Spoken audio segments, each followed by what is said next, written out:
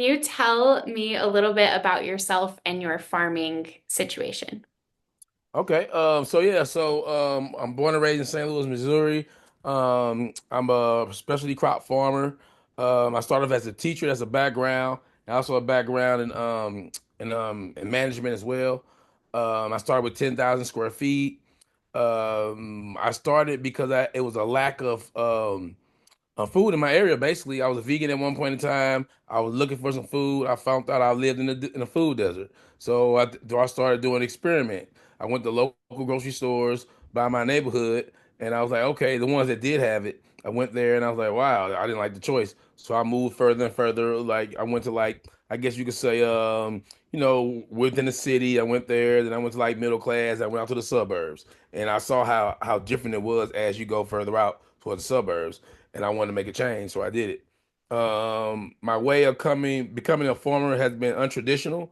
I started in accelerator classes to kind of learn how the business side of things first, kind of. So that's what I did. I did that for the business side, and also I am a fifth generational farmer as well, and I have took classes to become a farmer. And we got agriculture curriculum that we do in the schools. We sell to different entities like the zoo, St. Louis Zoo, Operation Food Search, different local chefs across. And we're most proud of our outreach that we do with the schools and the community and things like that. That's great. Thank you Yeah. so much. Right. And so what legal entity types are you using for your different farming operations? Yeah, I have a nonprofit and an LLC. A nonprofit and an LLC. And why did you choose those types? And why did you decide to go with two different types? Wow, that's a good question. So I kind of was, I don't gonna say forced to nonprofit, but okay, I started off at LLC first. Um, I kind of, I guess only had like one employee, and I did all like the e-verify stuff and all that. And I found out I was paying a lot for employee tax, and this my tax was jacked up, and I wasn't really making a lot of income with that entity set up, starting off. So I kind of learned like that by paying like too much in taxes, really. So I was like, okay, how should I do this? And I noticed that if you're a nonprofit, you can get certain grants and the monies that you can't get with an LLC as well. So I was like, okay, I use my outreach piece and my produce production through my nonprofit. It just worked better on taxes and stuff like that, and all the business side of it, really. And then LLC, I kind of don't really send nothing through that right now, but when I do get my livestock going and my poultry and stuff, I'm sending that through the LLC because it'd be better from beneficial tax reasons, I guess. Does that make sense? Hmm. That does Yeah. make sense. hmm You. One more piece of that, and for example, on one of the grants I received, which is on freeze right now, but like one of the grants I received from FSA for the Land Capital Market Access Grant, I wouldn't have received that grant if I was using representing myself or LLC. It had to be a institution or a nonprofit or what's those like a collaboration type of thing. In order for me to receive that grant, so that was one of the big reasons too as well. That's a huge benefit. So nonprofit structures can be eligible for more funding programs than Yeah. just your traditional corporations or Right. LLCs. Yeah. Which is crazy because I believe like, everybody I'm sorry, did you see I probably got stuff on my shirt. But anyway, You don't know. okay, all right. So it's crazy because I believe like I think individuals and why can't LLCs or like businesses, small businesses or individuals get the grant? Like everybody don't have the structure to do a nonprofit or or just don't desire to do one at all. So I think that's not fair. I think that should change, but Hmm. yeah. Yep. Yeah, I think that's fair feedback. Mhm. Um, okay, and then what advice do you have for other farmers or producers about choosing an entity type? I guess whatever fits you, like I said, it depends on if you want to, some people in the farming just to have the give back aspect. They might have another like job or a 9 to 5 or something. They might just don't want to do it like that. Some people might want to set up as a business, as a productive business or entity. So it's all about, your tax bracket, like what you want to do.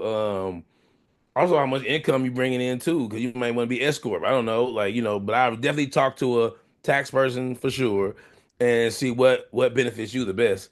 And yeah, so yep, Great, great. yep.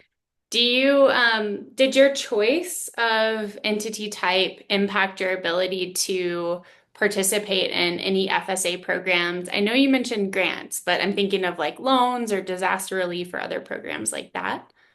No, I don't think so. I think the top of my head because I know with NR, I did the equip program in RCS. I did that. I might have did that through my LLC, really, to be honest, when I first started. Yeah, actually, I did. So I done got programs and benefits from both Hmm. with FSA and NRCS. The Hmm. stuff that I participated in, I never got a loan from them, so I can't speak on that. But definitely with the NRCS equip program and FSA programs for sure. Yeah. Great. Did the entity type affect your paperwork requirements for FSA programs? Let me think about that. I don't think so. Because well, it did for the one I mentioned already, the ILA, increasing land access, and that's tied into that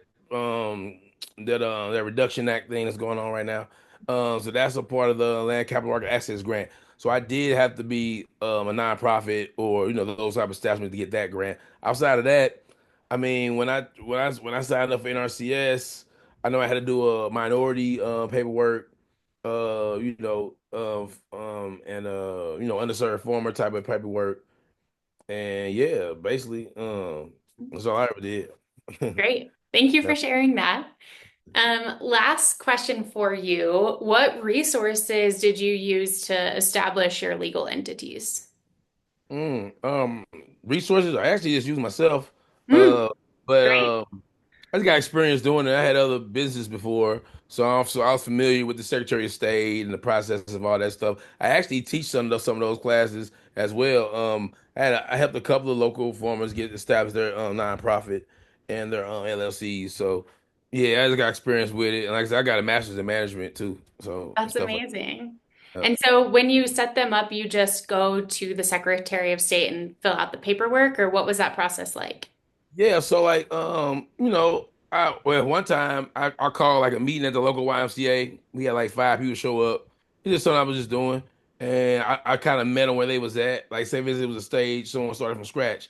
I let them know the website to go to get the federal website you need to go to get the paperwork to have a 501(c)(3) and all that stuff and told them what steps to do. Um and work through that way. And then, you might be at a point where, okay, I got my LLC and everything else. What I do next? So it might be helping them get a farm number because you can't get you can't be recognized as an actual farm, I guess, with the USDA without having a farm number. So I did that. So it just depends on where they at, and I kind of like guided them like that, I guess. Yeah. So Great. So yep, helpful. Anything else that you want to share? yep. Not at the moment. I just hope, everybody get through whatever we're going through right now. And yeah, that's about it. So uh, Agreed. yeah, hopefully Agreed. people keep their jobs and we can get everything flowing again. That's all. Yes, I love that. And I agree. Awesome. Well, I'm going to stop recording now. Thank you